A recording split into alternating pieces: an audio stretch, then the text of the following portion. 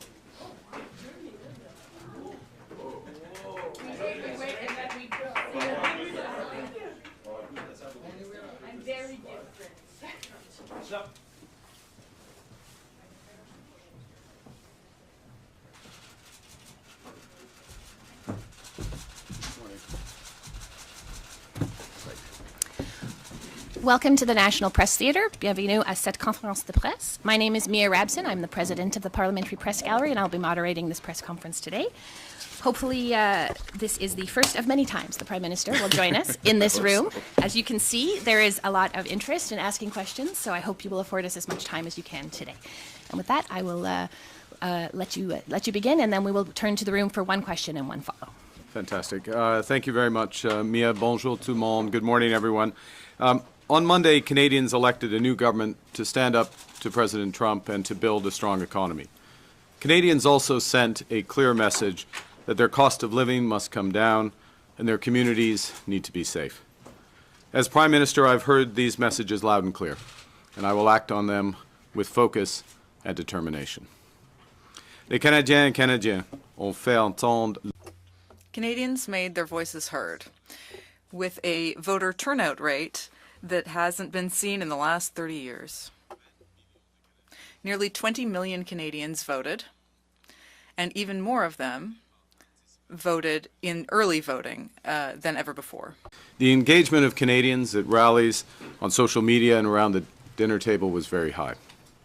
And while different visions were put forth by various contenders, we disagreed agreeably, and the leader of every party quickly and graciously accepted the results.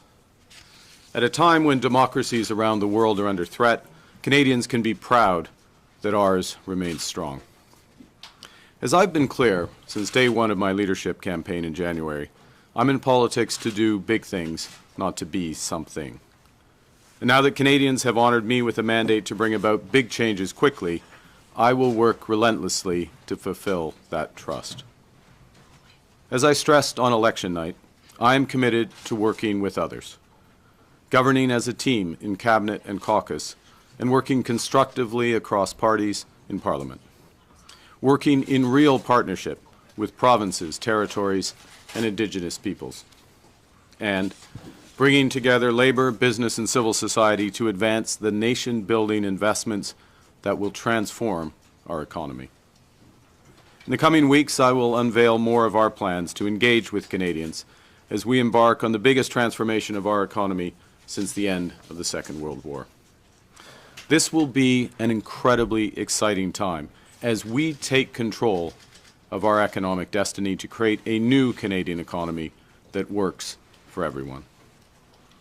We will begin to set out that new path for Canada with a new cabinet to be sworn in on the week of the 12th of May and the recall of Parliament on May 26th.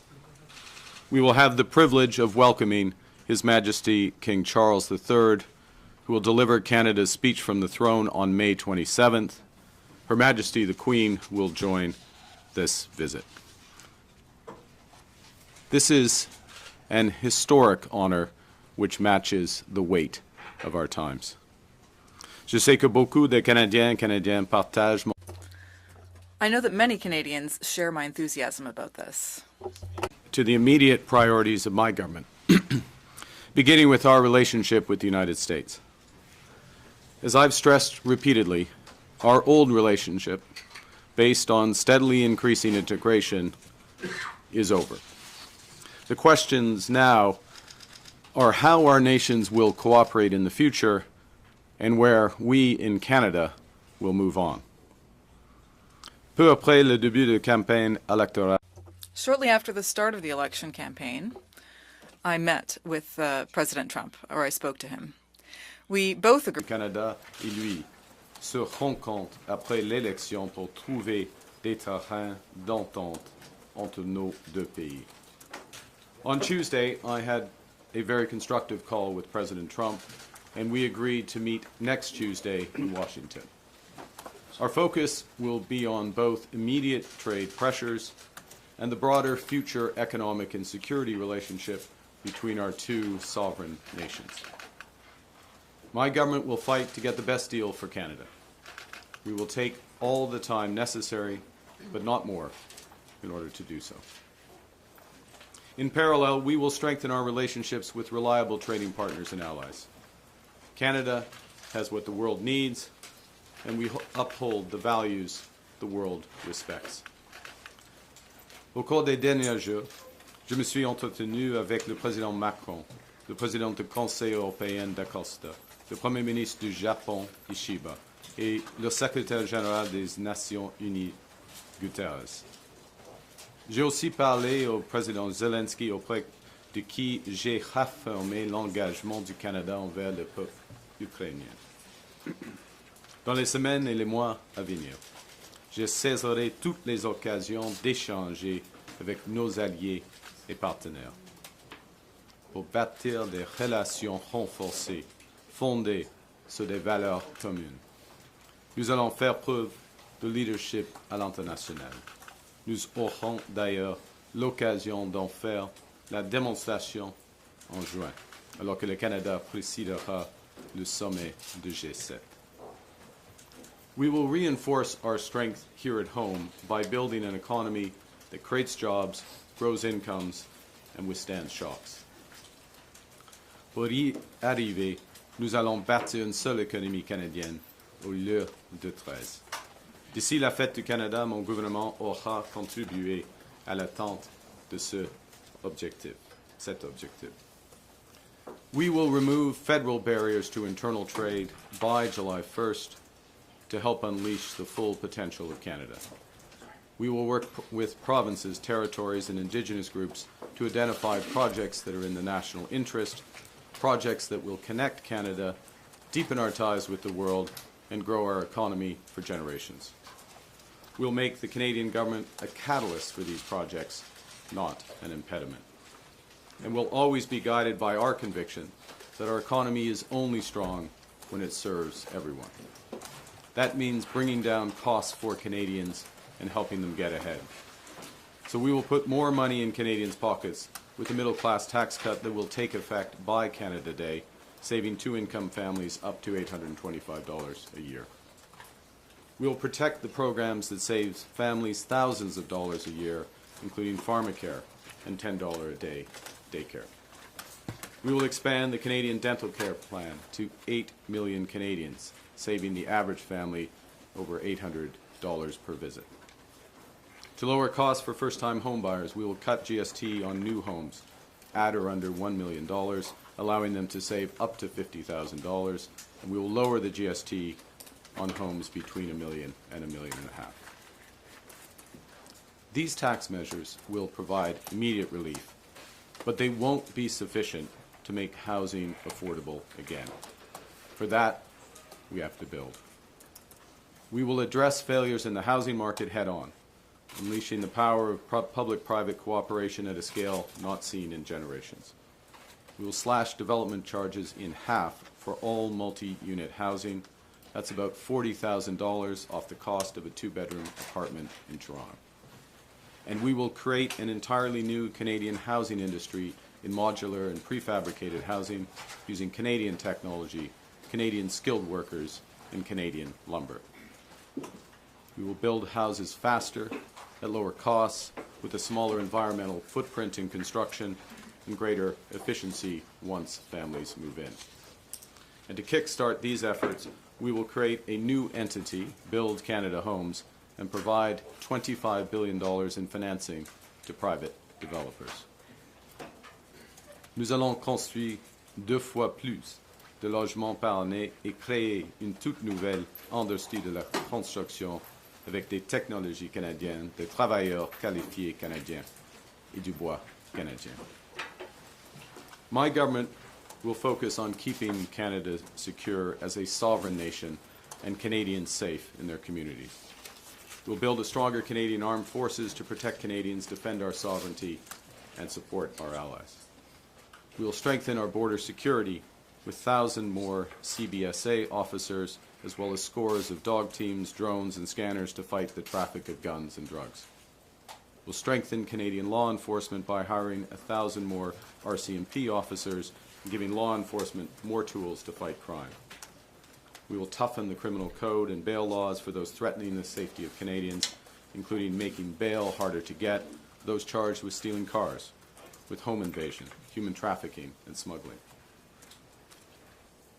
Nous allons bâtir la confiance en notre système de justice et nous allons faire de même avec notre système de l'immigration. We will return our immigration to sustainable levels by capping the total number of temporary workers and international students at less than 5% of Canada's population by the end of 2027. It's a sharp drop from the recent high of 7.3%. This will help ease strains on housing, on public infrastructure, and social services. At the same time, we will work to attract the best talent in the world to build our economy. Canada has what everyone wants. We're a confident nation that celebrates our diversity, that believes in and practices free speech, that respects the rule of law, that has a vibrant democracy. We value innovators and builders. We trust science. We protect our immense natural heritage. For Canadians abroad thinking about returning to build their lives in our nation, there's never been a better time to come home. Dans toutes nos actions, nous serons guidés par une nouvelle discipline fiscale. Notre gouvernement va dépenser moins pour que les Canadiens puissent investir plus. Day-to-day government spending, the government's operating budget, has been growing by an unsustainable 9% every year. We will bring that down to 2%, less than half the average nominal growth rate of the economy. We will not cut any transfers to provinces, territories, or individuals. Instead, we'll balance our operating budget over the next 3 years by cutting waste, capping the public service, ending duplicative programs, and deploying technology to boost public sector productivity. We will use scarce taxpayer dollars to catalyze massive private investment. By working together, we can give ourselves far more than the Americans can ever take away. By working together, we can build Canada strong. Pour surmonter les défis auxquels nous faisons face, le Canada doit être uni. Guidé par cette approche, j'ai échangé avec les chefs de l'opposition. J'ai fait part de mon intention de travailler avec eux pour rendre notre gouvernement plus efficace, soutenir nos travailleurs et nos entreprises et remettre notre économie sur la bonne voie. J'ai aussi échangé avec les premiers ministres des provinces et territoires qui sont des partenaires essentiels du gouvernement fédéral. Avec eux, je m'attends à continuer le travail étamé lors de la rencontre des premiers ministres que nous avons tenue avant l'élection, où nous nous sommes étendus pour abattre les barrières qui freinent le commerce interne et la mobilité de la main-d'œuvre. Canadians in the NHL play for a variety of teams passionately against each other. But when they're in a once-in-a-lifetime series such as the Four Nations or the Olympics, those same Canadians come together to win it all. During elections, Canadians play and cheer for different teams. Now that election is over, and we are in a once-in-a-lifetime crisis. It's time together It's time to come together, to put on our Team Canada sweaters and win big. Il est temps d'être unis. Unis, le Canada a accompli des choses difficiles, des choses qui semblaient impossibles. Now is the time for ambition, to be bold, to meet this crisis with an overwhelming positive force that is a united Canada. It's time to build. My government is getting to work to build. Build big, bold, and build now. Thank you very much, and I look forward to your questions. Thank you very much. We will go to the room for questions. One question, one follow. Because there is a long list, let's try and keep the questions as short as possible. We'll start with Ashley Burke from CBC. Good morning, Prime Minister. What specifically do you want to get out of your first in-person meeting with President Trump, and will you be focused on trying to get the tariffs lifted? Thank you for the question. For the first meeting, as I mentioned in my remarks, and the President and I discussed when we had our constructive call, there are two sets of issues. There are the immediate tariffs, both sectoral and so-called reciprocal and fentanyl tariffs, and then there is the broader relationship. So addressing both sets of issues.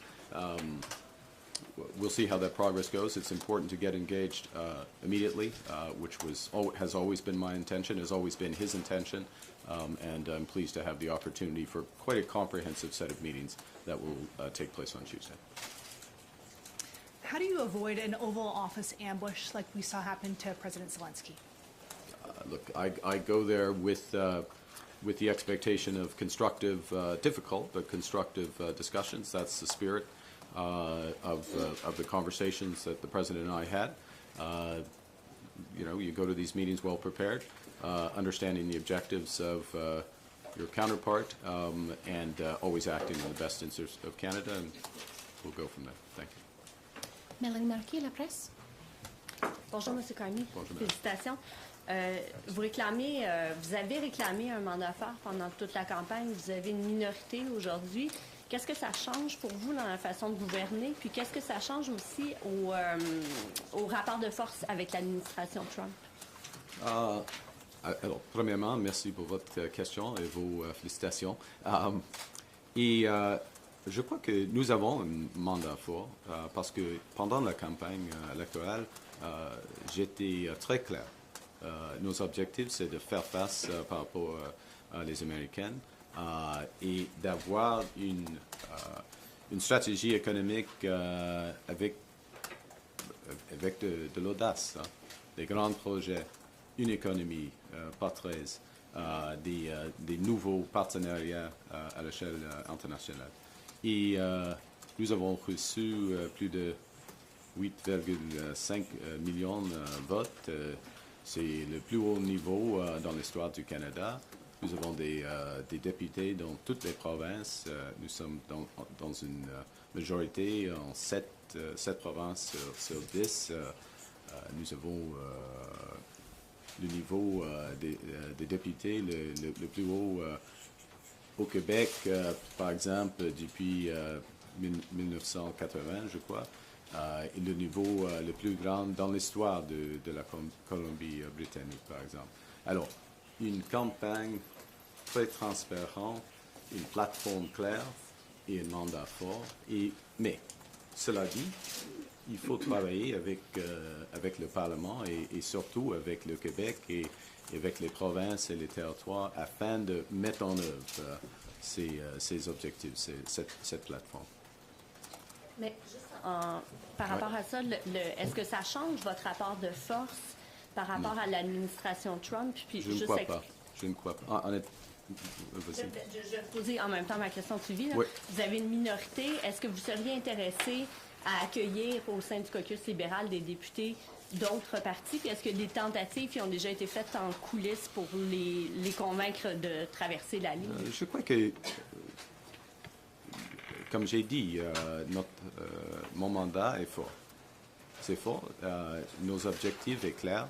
Et par exemple, j'ai eu des conversations une conversation très constructive avec M. Blanchet en ce qui concerne la stratégie pour le Canada et une conversation constructive avec M. Poiliev en ce qui concerne notre stratégie par rapport aux Américaines. si je veux dire, il n'y a qu'un Premier ministre et nous avons des objectifs assez similaires. Alors, c'est un mandat fort pour moi et en ce qui concerne les négociations avec les Américains, c'est clair pour M. Trump, qui est le Premier ministre du Canada. Alain Buzzetti, Oui, bonjour, M. Carney. Bonjour. Bonjour. Vous savez bien, M. Poilievre n'a pas gagné son siège. Il va donc essayer de revenir au Parlement en demandant à quelqu'un de lui céder le sien.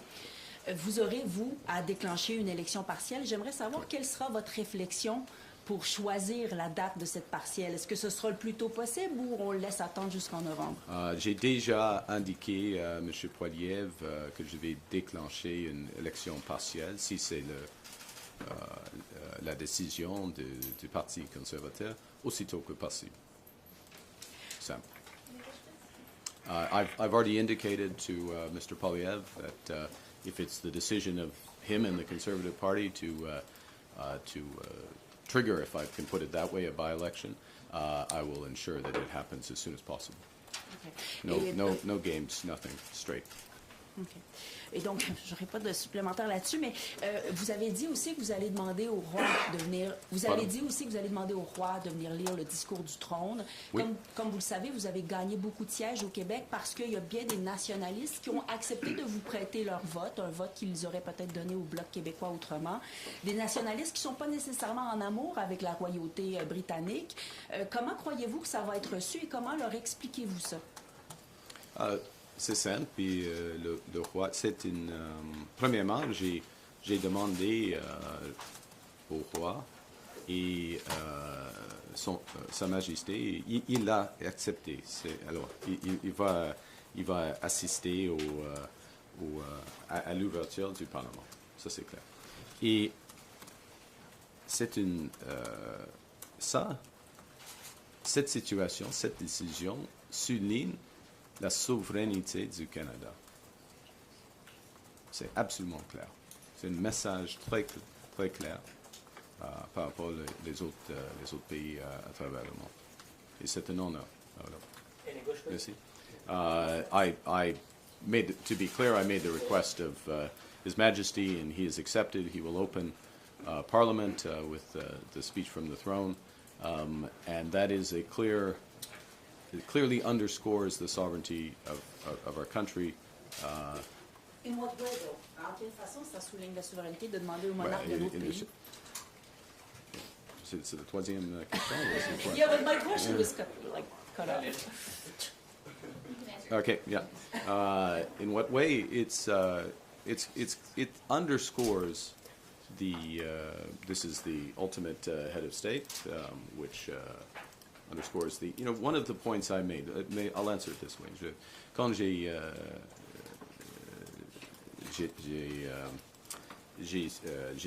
suis devenu le Premier ministre pour la première fois, j'ai mentionné il y a des peuples fondateurs du Canada, des peuples autochtones, des peuples français et des peuples anglais. Et alors, ça indique les fondations de notre nation, la nation canadienne. D'accord. Kenzie Gray, Global. Hi, Mr. Carney. In your second call with the President, did Mr. Trump outright say or insinuate at any point that Canada should become the 51st state? He did not. All right. We've heard Mr. Trump on April 23rd and his surrogates throughout the final days of the campaign reiterate the idea that they believe Canada should become the 51st state. On the campaign trail, you said on multiple occasions that respect for Canada would be one of the key things in terms of having a meeting with him. Do you think over the past few days we have seen respect for Canada from the Trump administration? Look, I would... it's always important to distinguish want from reality. La volonté et la réalité, right? What someone wants and what is reality, and what the Canadian people clearly have stated, virtually without exception, is this will never, ever happen. And if any of the leaders of the party and their representatives would attest to that, I think the votes attest to it, I think the public dialogue attests to it as well. We are, we're meeting as heads of our government. to discuss that partnership. Now, I'm not pretending those discussions will be easy or they won't proceed in a straight line. There will be zigs and zags, ups and downs. But as I said in my remarks, I will fight for the best deal for Canada and only accept the best deal for Canada and take as much time as necessary. Davis Labrie, iPolitics. Hi, thanks for taking our questions. Just one from me to try and squeeze some more reporters in. But to my colleague's point, the White House's public position has continued to be that Canada should be the 51st state. You yourself have said that Donald Trump is trying to break Canada. Considering all that, how can you expect good faith negotiations when you travel to Washington next week? Look, I think first I've had the direct conversation with him on whatever day it was, Tuesday I guess it was, a couple of days ago. And we agreed to have those negotiations, very clear discussion between us, as I said, very constructive. I would say the time allocated to our meeting and the seniority of he's the president, so that's as senior as you get, but the other members of his administration who will be assisting at those meetings suggests the seriousness of the discussions. Again, do not expect white smoke out of that meeting. There'll be white smoke probably later somewhere else in the world this month, but do not expect that. But so that's the first thing, is just the level of the direct dialogue, the discussion, the level of people there. The second point, I'll make it quickly, and thank you for restricting the question so others can get in, is that he respects, as others who are good negotiators, and he's one of the best negotiators, they respect strength. That's why we're building Canada strong. There's lots of reasons to build Canada strong, but the point is, and I will make this point repeatedly, we have more than enough to do here at home. That point about we can give ourselves more than the Americans can take away is absolutely right. We can have a bigger boost to our economy, to incomes, to jobs, by focusing on building one Canadian economy, by building these nation-building projects, by focusing on getting productivity up, by reducing government waste, by driving investment in this country. And so that is a good in and of itself. We're going to focus on that while we have these negotiations with the Americans. And if the negotiations with the Americans take longer, so be it. We've got more than enough to do here. Kyle Duggan, the Canadian Press. Mr. Carney, will you be pursuing a formal governing pact of any kind with the NDP? No. Short answer, no. And why not? Why? That's my response. Is we campaigned on a very clear set of objectives, very clear policies to back those up, and we received the highest number of votes in Canadian history. Yes, it is not quite a majority, but highest number of votes. As I said moments ago, majorities in 7 of the 10 provinces, seats in all the provinces, highest vote totals and deputy counts in a number of those provinces. And it's also a style of governing as well, which is, in order to do what we need to do as a country, we will need to work in partnership with all the provinces, with Indigenous peoples. Yes, obviously, by definition in Parliament, we will need to get majority support to pass legislation.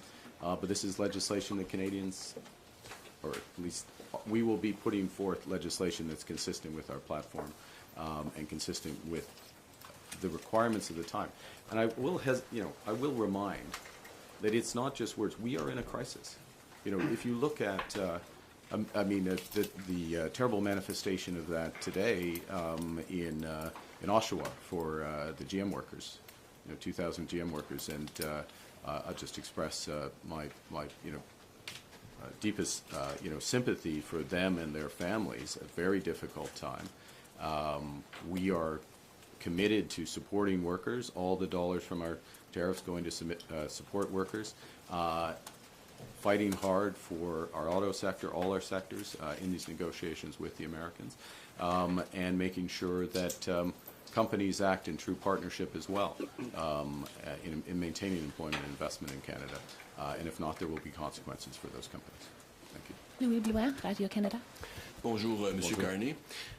Est-ce que, dans votre vision des négociations qui s'en viennent avec Monsieur Trump, d'après vous, est-ce qu'il faut que les tarifs américains soient levés avant que vous commenciez à négocier un accord économique global avec lui?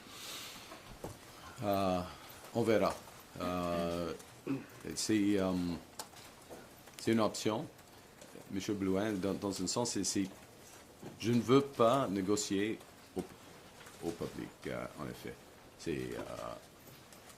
Il y aura des discussions difficiles en ce qui concerne, par exemple, les tarifs, selon nous, les tarifs de fentanyl.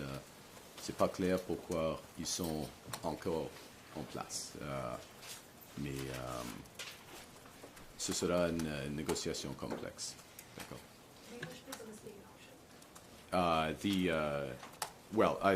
The essence of my answer was I don't want to negotiate in public, so I'm not sure I need to add the other words that were around it. But look, it is complex. Particularly, there are examples where, certainly from our perspective, the fentanyl tariffs, were not merited to begin with, but are even less merited given all the steps that the government of Canada has taken and the progress that's been made.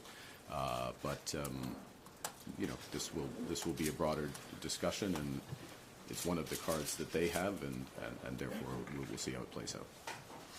D'après vous, qu'est-ce que Donald Trump veut dans cette négociation? C'est une des questions de discussion, parce qu'il y a, il a quelques objectifs, équilibre dans les balances commerciales, premièrement, l'arrêt de fentanyl, deuxièmement, et puis l'augmentation des dépenses militaires, troisièmement, et puis